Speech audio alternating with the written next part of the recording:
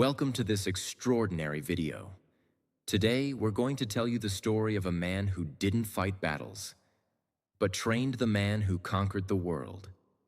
A man who never wore a crown, but shaped kings, emperors, scientists, and thinkers for the next 2,000 years. A man who didn't invent machines, but invented how we think about thinking. This is the life-changing, emotional, and inspiring story of Aristotle, the philosopher who taught Alexander the Great, and the mind that built the very foundation of logic, science, politics, ethics, biology, education, and leadership. If you are someone who feels like the world doesn't understand your ideas, wants to learn English by listening to real, powerful stories, dreams of changing the world, not with weapons, but with words and wisdom, then this story is for you. This is not just a biography. This is a journey through pain, passion, power, and purpose. From a curious little boy in northern Greece to the man whose brain became the blueprint of modern civilization. And yes, this video is also great for your English. You will improve your listening skills, your vocabulary, your understanding of history, and most importantly, you'll learn how one person with nothing but questions in his mind changed the world forever. So sit back, focus, and listen with your heart, because now begins the story of the man who taught the world how to think. Part 1. The Curious Boy from Greece. How it all began. Let me take you back. Not 100 years, not 500, but over 2,400 years ago. In a small ancient town called Stagira in northern Greece, a baby was born in the year 384 BC. His name was Aristotle. His father's name was Nicomachus, a doctor. But not just any doctor. He was the personal physician to the king of Macedonia. That meant Aristotle grew up around people of power, medicine, and deep knowledge. He saw how his father used observation, diagnosis, and logic to understand the human body. This made a deep impression on young Aristotle. He didn't play with toys like most kids. He played with questions. He didn't care about games. He cared about how things worked.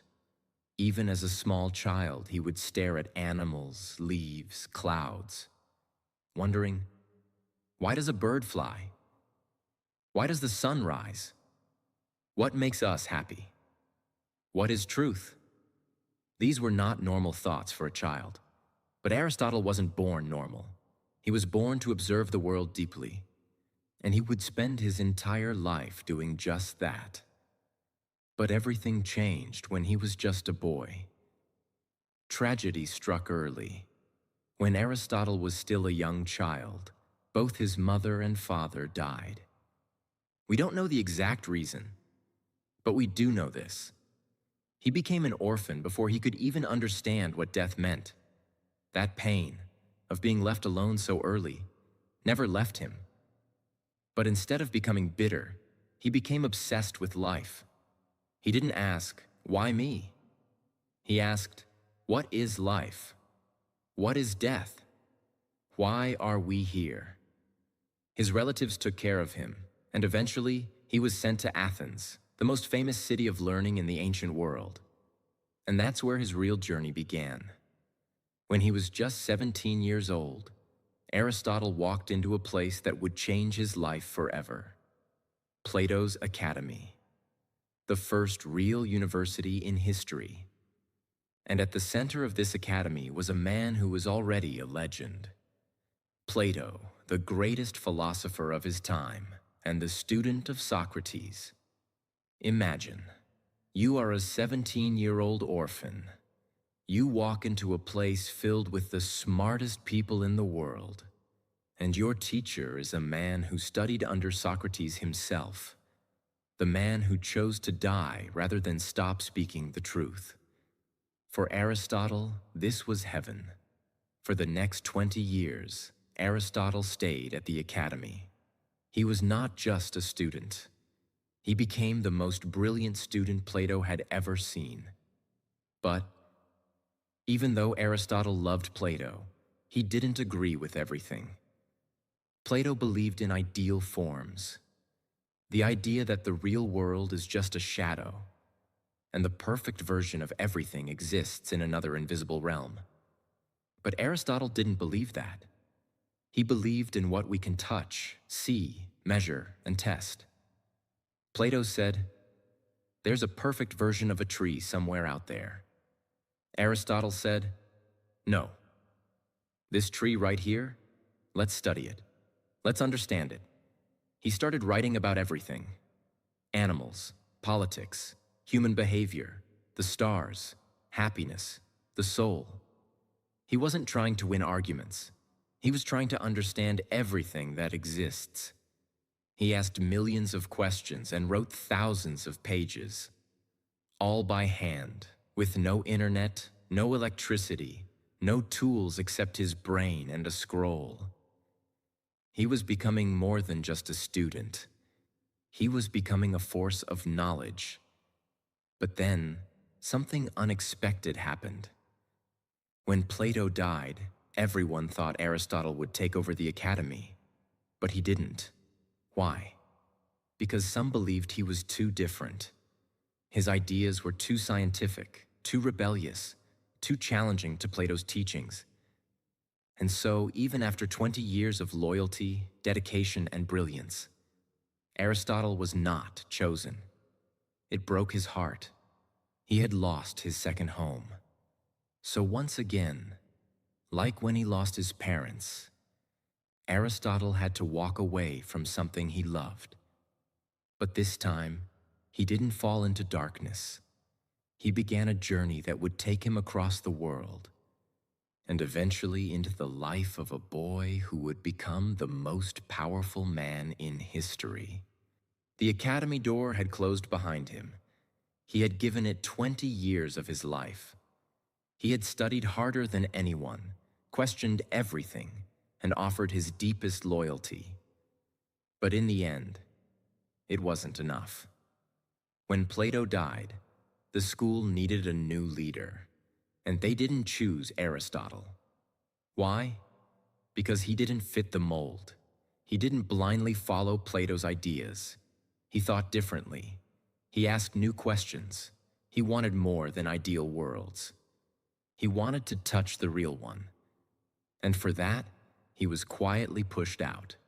Now, at the age of 37, Aristotle stood at a crossroads. He was homeless, no job, no city, no position. But his mind, it was burning with fire. Aristotle didn't complain. He didn't attack the academy or seek revenge. He simply turned toward the unknown. He believed, if the academy won't hear my voice, the world will. He left Athens behind and began to travel, from city to city, searching not for comfort, but for truth. He believed every place, every animal, every plant, every person carried a lesson, and he would collect them all. Aristotle's first stop was Assos, a city by the sea in Asia Minor, modern-day Turkey. It was ruled by Hermias, a former student of Plato, and a wise, forward-thinking man who welcomed philosophers like family. Hermias saw the brilliance in Aristotle. He offered him a home, resources, and most importantly, freedom to teach and think. Aristotle began holding lessons under the open sky. He taught not just theory, but real-world thinking, asking students to look, touch, measure, and wonder. It was here that something unexpected happened. Aristotle, the great mind, fell in love. He met Pythias, Hermias' adopted daughter. She was intelligent, thoughtful, and full of questions. Just like him, they married. They had a daughter, also named Pythias. Aristotle, the philosopher of reason, was now also a father and husband. And it changed him. He began writing more about ethics, family, and the balance of love and logic. He started thinking, what is the good life? What makes a human life complete? His heart was full and his mind was expanding. But happiness is rarely safe for long. While Aristotle was building his peaceful world in Assos, the real world was watching. The powerful Persian Empire saw Hermias as a threat. A Greek leader supporting Greek philosophers? Dangerous. They captured Hermias. They tortured him. And then they executed him. Aristotle was devastated. His friend, his mentor, his protector, gone. This was a turning point. Aristotle realized something painful. Even wisdom cannot protect you from the cruelty of power. He wrote a hymn for Hermias, not just in sadness, but in honor. He would carry Hermias's memory with him, wherever he went next. Aristotle moved again, this time to Mytilene, a city on the island of Lesbos. He was older now, wiser, a bit quieter, and here, surrounded by the sea, something new awakened inside him. He became obsessed with life, not just human life, but all life. He studied fish, birds, insects, mammals, the way they moved, the way they mated, the way they gave birth, the way they died. He dissected animals, watched their behavior, drew what he saw, took endless notes. This was the birth of biology, not just ideas, but observation, comparison, classification. He discovered patterns, that dolphins breathe air, that octopuses change color, that chicks form inside eggs, that some fish lay thousands of eggs while others give live birth. No one in history had ever studied nature this closely. While others were worshiping gods, Aristotle was worshiping reality. He was building the first system of scientific knowledge the world had ever seen. Meanwhile, far away in Macedonia, a powerful king was thinking about Aristotle. His name was Philip II, and he had a son. Wild, brilliant, and full of fire. That boy's name was Alexander. Philip wanted his son to learn wisdom before he learned war, so he remembered Aristotle, whose father had once served as royal physician and who was now the greatest living mind in Greece. He sent an invitation. Come to Macedonia. Teach my son. I will give you everything you need. Aristotle said yes. Philip built a special school for Aristotle and Alexander in a quiet place called Mysa, surrounded by nature, trees, flowers, silence. It wasn't a palace. It wasn't a battlefield. It was a garden of thought. Here, Aristotle taught not only Alexander, but a group of young Macedonian nobles who would one day rule the empire with him. He taught them logic, philosophy, politics, ethics, literature, history, geography, medicine, rhetoric, strategy. But most of all, he taught them how to think. He gave Alexander a special copy of the Iliad, the story of the Trojan War, with handwritten notes in the margins. That book became Alexander's Bible during his military campaigns. Alexander was not easy. He was bold, ambitious, and restless. But he respected Aristotle. Aristotle taught him that a great king must not only conquer, he must understand. It was one of the most important mentorships in human history. As Aristotle taught in Mysa, something amazing was happening behind the scenes. His ideas were spreading. His notebooks were multiplying. His thoughts were evolving. He was no longer just a philosopher. He was becoming a force of nature, shaping the future with every word, every lesson, every scroll. And soon, the boy he taught would become a man. And that man would ride out to conquer the world. When Alexander finished his education, he began his conquest. And Aristotle? He returned to Athens, older, wiser, more famous than ever. He was no longer the rejected student. He was now the teacher of the world's most powerful man. This time, Athens welcomed him. He opened his own school, the Lyceum, a place that was different from Plato's academy. Here he walked with his students, spoke while moving, asked endless questions, and taught everything from logic to literature, science to soul, nature to nations. His students were called peripatetics, those who walk around. In this school, Aristotle didn't just teach. He created an intellectual movement. He began writing everything: politics, ethics, poetics, metaphysics, rhetoric, on the soul, history of animals, and hundreds more works. He wasn't just trying to be clever. He was trying to capture all human knowledge in one lifetime. He believed everything is connected. If we understand one thing deeply, we can understand everything. He created systems, definitions, categories. He said, logic is the tool for truth. Ethics is the path to happiness. Politics is the art of living together. Poetry is the mirror of emotion. Biology is the study of life itself. He believed in balance, in purpose, in observation, in discipline, in asking, what is this thing? What is its purpose? What makes it excellent? That's how he studied everything, from frogs to stars to kings to plays to human pain. Where we stand now. Aristotle is now in Athens. He has a school, he has students, he has ideas, and he has influence across the world thanks to Alexander's growing empire. Part 2. Power, Politics, and the Price of Wisdom. The world was changing, fast. Aristotle, now in his 40s and 50s, had become the most respected thinker on the planet. He was teaching at the Lyceum in Athens, writing furiously, and gathering students from all over the Greek world. His philosophy was no longer just theory. It was influencing real power. Because somewhere far from Athens, his former student, Alexander of Macedonia, was marching across the world like a storm. By now, Alexander had already defeated the Persian Empire, taken Egypt, reached the heart of Asia, become the ruler of the largest empire in history.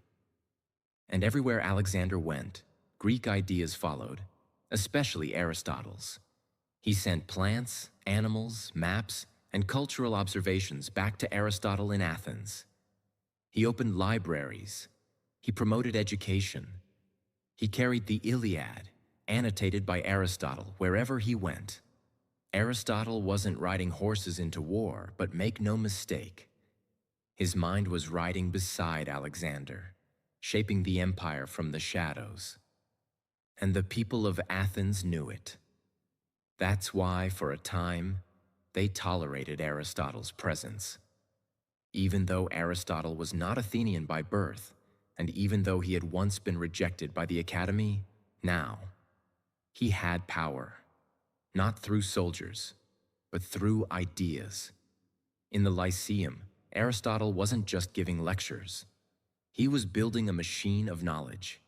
He created a structured system to study ethics, politics, biology, psychology, astronomy, economics, drama, logic, education, memory, emotion, dreams, philosophy of war, philosophy of friendship, philosophy of everything. He didn't treat subjects as separate.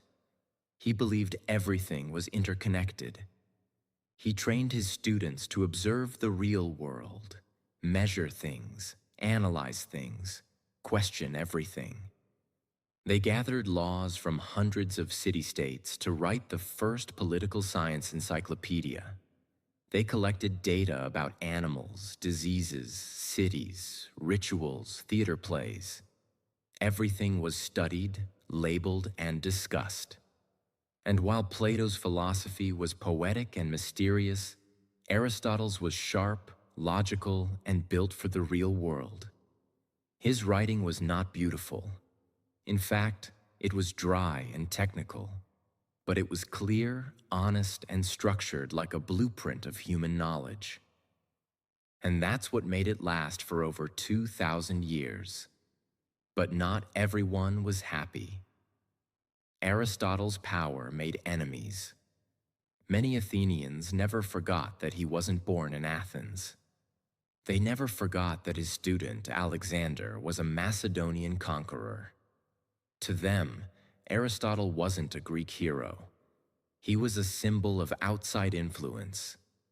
They didn't see a teacher, they saw a threat. And when Alexander began ruling more harshly, executing opponents, and declaring himself a god, Aristotle's name became dangerous to speak in public. People whispered, "Is Aristotle advising Alexander? Does he support tyranny? Is he loyal to Athens or to the empire?" None of this was true. Aristotle didn't want power. He wanted understanding. But public opinion is not logical. And slowly, the ground under Aristotle's feet began to crack. Then came the news that would change everything. In 323 BC, Alexander the Great died suddenly in Babylon. He was only 32 years old. The cause? Nobody knows for sure. Some say fever, some say poisoning, some say fate. But one thing was certain. The empire he built in 12 years began to collapse overnight. Chaos erupted. In Athens, the people celebrated Alexander's death. To them, it was the fall of a tyrant and a chance to take back their freedom. But they didn't just celebrate Alexander's death. They also went after his ideas, his allies, and his teacher. The same city that had killed Socrates for corrupting the youth now turned on Aristotle, accusing him of impiety, of disrespecting the gods, of spreading dangerous ideas. Was he guilty? No. But in ancient Athens, logic didn't protect you. Powerful minds were feared. Philosophers were seen as threats, and the mob didn't care about truth. The same pattern was repeating again. Aristotle saw it clearly. He once wrote, "When democracy is ignorant, even wisdom becomes a crime." So instead of defending himself, Aristotle quietly fled the city. He's said to have told his friends, "I will not allow Athens to sin twice against philosophy." The first sin was killing Socrates. The second would have been killing him. And so he left. Aristotle returned to Chalcis, a city on the island of Euboea, where his mother had once lived. He was in his 60s now. He had no school, no students, no platform, just his books, his notes, and his thoughts. His wife Pythias had died long ago. He now lived with Herpyllis, a woman he cared for deeply, and with their son Nicomachus, named after his father. He continued writing. Even in exile, he couldn't stop thinking. His mind, even as his body weakened, kept working like a living universe. He wrote about aging, about memory, about the soul, about how everything has a cause, a purpose, and a final form. He called it the unmoved mover, the thing behind all things, a force beyond time, beyond change, beyond us. It was his quiet version of God, not a man with a beard, but a perfect mind holding the order of the world together. He was now far from the city that once celebrated him and then betrayed him. He lived in quiet exile in Chalcis, an island city, with a heavy heart but an unstoppable mind. His name was no longer shouted in the streets of Athens. No more eager students gathered in the shaded paths of the Lyceum. No messengers from royal palaces. No crowds. No noise. No applause. But inside his home, inside his private world, something was still burning. Because the world may forget you, But when you carry the universe inside your head, you still have something to give. Each morning, Aristotle woke up early. He didn't have servants rushing around or large halls filled with scrolls anymore. But on his small table, he kept stacks of parchment, pens made from reeds, and small jars of black ink. His hands trembled more than before. His body was slower. But his mind? His mind was still awake. He sat down. He dipped his pen. And he began to write. Again. One sentence, then another, and another. Day after day, year after year. Because he had one final mission now. To make sure that the truth outlives him. In these final years, Aristotle didn't focus on fame or legacy. He focused on first principles, the deepest, most fundamental questions. What is existence? What causes something to exist? What is the purpose of everything that exists? Is there a meaning behind the universe? What is the soul? What is the human being? This is where he wrote his most difficult and abstract work, Metaphysics. In it, he explored ideas that no one had ever dared to put into logical form before. The nature of being, the structure of reality, the idea of an unmoved mover, something that causes all motion but is not moved by anything. A divine intelligence that is pure thought, not like a god in temples, but something deeper, invisible, eternal. He wasn't trying to please anyone. He wasn't trying to be popular. He wasn't trying to impress kings or scholars. He was simply trying to explain the invisible architecture of the universe. And he did it. Alone. During these years in exile, Aristotle was not completely alone. He lived with Herpyllis, a woman who had been with him since his time in Athens, and their young son, Nicomachus. This boy was the last person who carried not only Aristotle's blood, but also his potential, his possibility, his hope. Aristotle loved his son deeply.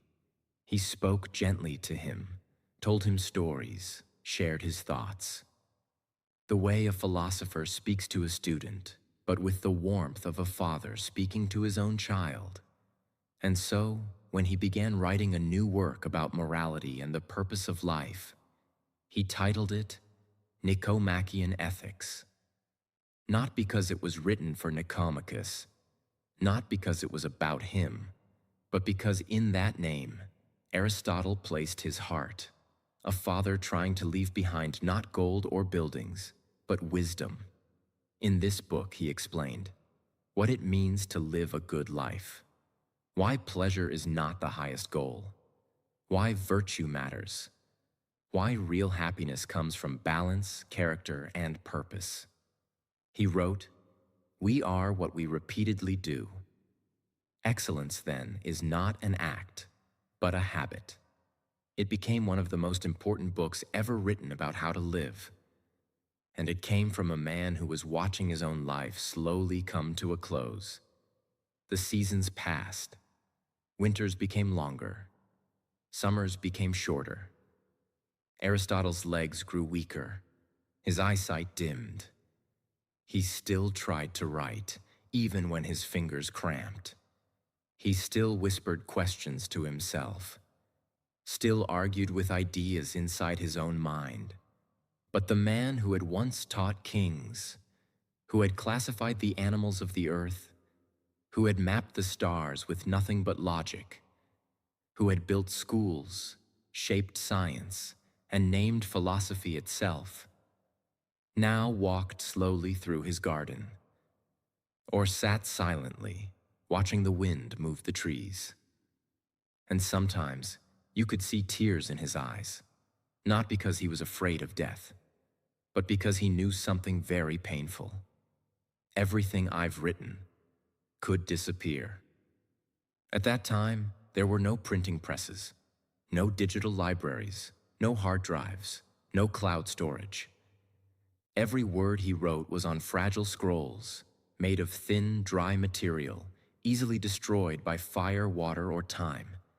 He had written hundreds of works, some say over 200, but he knew if just one generation fails to copy them, they could vanish from history.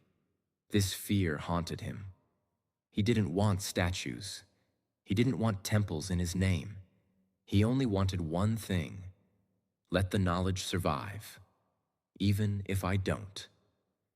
When Aristotle knew the end was near, he wrote a will. It wasn't dramatic. It wasn't emotional. It was simple, logical, thoughtful. He asked that Herpyllis be treated with honor and given a home, that Nicomachus be educated well and taken care of, that his servants be freed and given dignity, that his body be buried beside Pythias, his first wife. No monuments, no grand ceremony, just a clean ending to a life of deep thought. He lived for truth, not attention, and that's how he wanted to leave. Aristotle died in 322 BC, 1 year after Alexander. He was around 62 years old, but after he died, most of his works were lost. His students tried to preserve them, but the political chaos of the time scattered his scrolls. For almost 200 years, his teachings were hidden, stored away in dusty basements, forgotten by the world. It wasn't until centuries later, in the Roman era and again in the Islamic Golden Age, that some of his works were rediscovered, translated, and brought back to life. If just a few accidents had happened differently, we might have never heard the name Aristotle at all. Some works were passed from teacher to student in secret, but most of the world, they forgot him. Within just a few decades, his name disappeared from the public voice. People no longer quoted Aristotle. His teachings were no longer taught in schools. Other philosophers rose up with different ideas, louder voices, more influence. Rome was rising, Greece was weakening. And slowly, across the ancient world, the scrolls of Aristotle vanished. The empire that once spread his ideas was gone. The kings he taught were dead. The school he built was silent. The fire was out. For nearly 200 years, the world acted as if Aristotle had never existed. In a small village, in the dusty cellar of a scholar's home, a collection of scrolls, dry and fragile, sat in silence. They were covered in dust, their ink fading, their language too difficult for most people to understand. But they were there. And one day in the city of Skepsis in Asia Minor, a man named Apellicon, a rich book collector and lover of philosophy, heard rumors of these scrolls. He traveled to the village. He paid large sums of money. And finally, he saw them with his own eyes. The lost works of Aristotle. Hundreds of scrolls, damaged, dirty, scattered, but still intact. He didn't understand everything he read, but he knew these were not ordinary writings. He packed them carefully, and he took them back to Athens. And once again, after nearly 200 years, Aristotle returned to his city.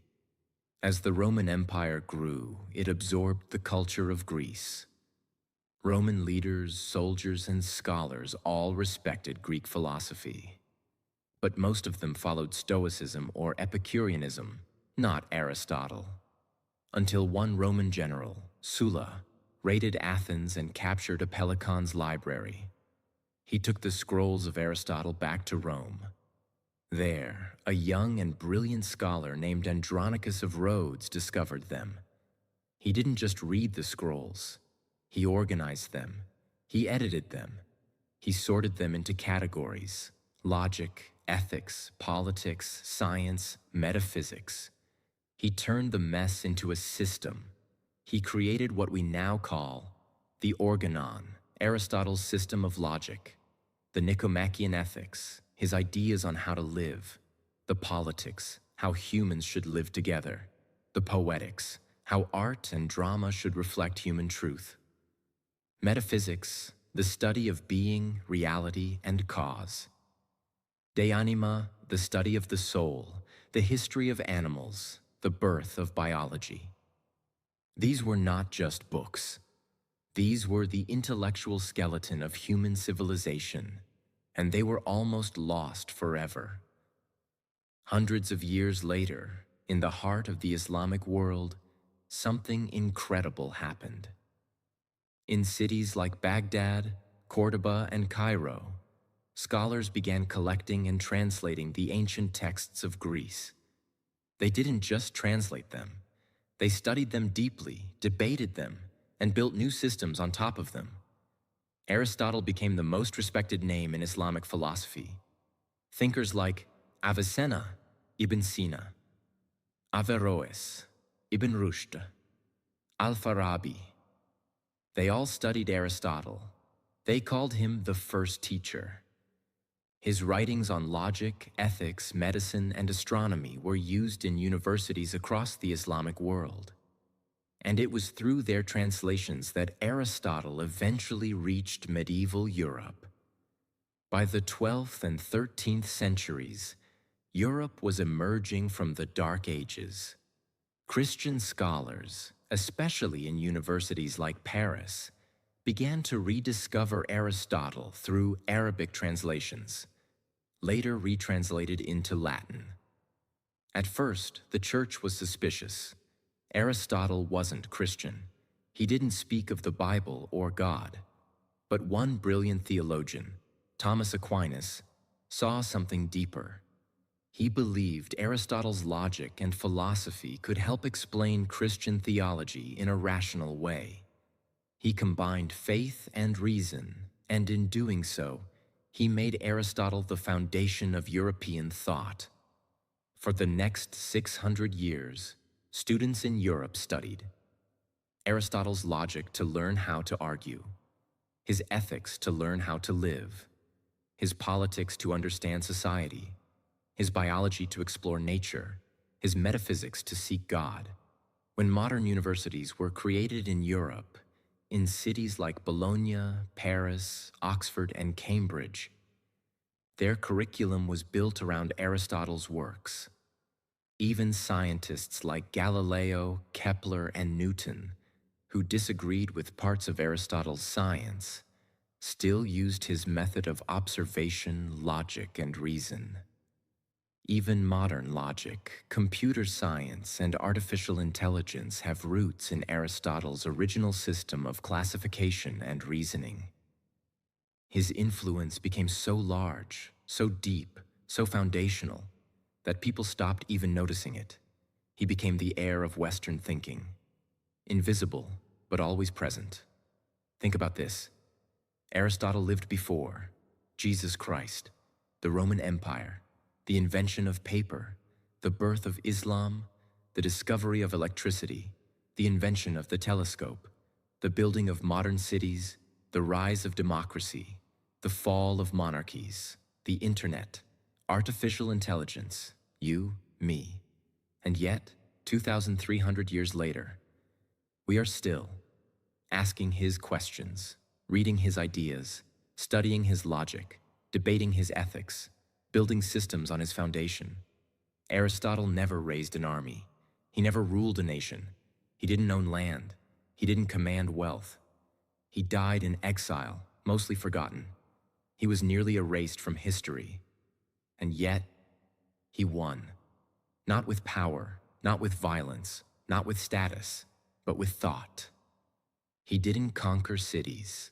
He conquered ignorance. He didn't build empires of land. He built an empire of reason. And today, whether we realize it or not, we all live in a world that Aristotle helped build. Part 4. The Philosopher Who Became Time. His final gift to the world. His name lives. His words live. His mind lives. His questions live. And through them, we live better. But how? How did a man who was nearly erased from history become the intellectual father of nearly everything we call modern? Let's answer this one last time by stepping deep into what Aristotle left behind. Aristotle did not just teach students, he taught generations. His questions were so deep, so eternal, that every new generation found themselves staring at the same mysteries. What is a good life? What is truth? What is happiness? What is the soul? What is justice? How should society work? Why are we here? And the reason we still read him today is simple.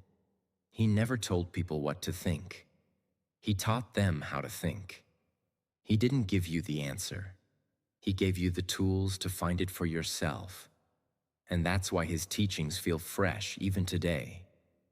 Not like old knowledge, but like a mirror to modern life. Let's now understand his most important teachings, explained in the easiest possible way so everyone, even beginners, can understand and feel what he meant. What is the meaning of life? Aristotle said, "Everything has a purpose. The purpose of a knife is to cut. The purpose of a seed is to grow into a tree. And the purpose of human life is to become the best version of yourself." He believed the goal of life is not just to be rich, famous, or powerful, but to live in a way that matches your potential. In Greek, he called it eudaimonia, a word bigger than happiness.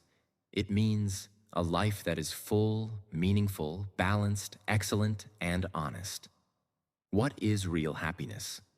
He said, "Real happiness does not come from pleasure or from money.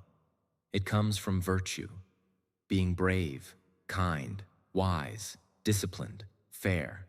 He taught that we must practice good actions like we practice a sport.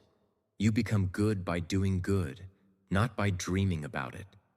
Just like muscles grow with repetition, your character grows with repetition. What makes someone great? Aristotle did not believe greatness comes from birth or background. He said, "You are what you repeatedly do." That means, if you lie every day, you become a liar. If you speak the truth every day, you become an honest person. If you study every day, you become wise. If you ignore your talents every day, you lose them. Greatness is not luck, it is habit. What is the best way to live? He believed in the golden mean, the middle path between extremes. Not too much, not too little, not cowardly, not reckless, but courageous. Not lazy, not obsessed, but disciplined. Not silent, not rude, but honest. He believed that a good life is lived with balance. And that's what brings peace. What is the soul? He said, "The soul is not a ghost inside you. It is your form, your shape, your actions, your choices. It is what makes you, you." For Aristotle, the soul wasn't a floating spirit. It was your living potential. It was not what you feel. It was what you do with your life. If you live with virtue, your soul is strong. If you live with lies, your soul weakens. What is the role of government? He believed that society should help people become their best selves. He didn't believe in total freedom. He didn't believe in total control. He believed in justice, where citizens and leaders both follow reason. For him, politics was not about power. It was about education, fairness, duty, and growth. What makes us human? Logic, language, memory, purpose. He said, "Humans are not just animals. We are the only ones who ask, what is right? What is wrong? What is my role in this world?" That's what made Aristotle special. He never stopped asking those questions, and he never stopped helping others ask them too. Why his story should be told today. Loudly, proudly, endlessly, because we live in a world that is filled with noise, is addicted to attention, is obsessed with opinions, is always in a hurry, forgets the past, glorifies fame over wisdom. And in that world, Aristotle is a lighthouse. He reminds us that quiet thinking is powerful. Truth needs patience. Growth takes time. Knowledge matters. Discipline is freedom. Greatness is not in birth, but in action. He reminds us that even if the world forgets you, if your work is honest and your words are clear and your intent is pure, you will live forever in the minds of those who are still learning to think. This video, this story, this language is not just about a philosopher. It's about you. Because every sentence here helps you. Listen to real, beautiful English. Understand powerful ideas in simple words. Practice how to think and speak better. Build your fluency with real storytelling. Feel motivation while learning new vocabulary. Discover the power of speaking slowly, clearly, and deeply. Aristotle didn't speak English, but the best way to learn English is by listening to real stories about real people with real meaning. And if you understood this story today, congratulations, you are already growing. 2,300 years ago, a boy sat under the stars and wondered, why does the world exist? What is my purpose? How can I live well? And how can I help others do the same? His name was Aristotle. He never knew the internet, never imagined airplanes, never saw skyscrapers, microphones, satellites, or smartphones. He lived in a world of scrolls, sandals, sun, war, silence, exile. And yet, he shaped our entire way of thinking. His body turned to dust. But his mind became time-proof. This is not just the end of a story. It's the beginning of a mindset that says, ask more questions, think deeper, practice virtue, become better each day, learn something new every moment, live with reason, love, balance, and purpose. That is what Aristotle would want you to do. That is the real legacy of a man who was once nearly forgotten, but now teaches the whole world again, including you. Now it's your turn. Read, listen, learn, question, grow, speak, change, and one day, inspire. Thank you for watching this story. This video was not just made to teach you English. It was made to teach you how to think, how to grow, and how to become someone the world never forgets. And if this story touched you, if you learned something new today, if you felt something powerful in your heart, then do one thing right now. Subscribe to the channel, because we're just getting started. And the next story might change your life even more than this one did. I'll see you in the next video. Until then, keep learning, keep growing, and never stop thinking.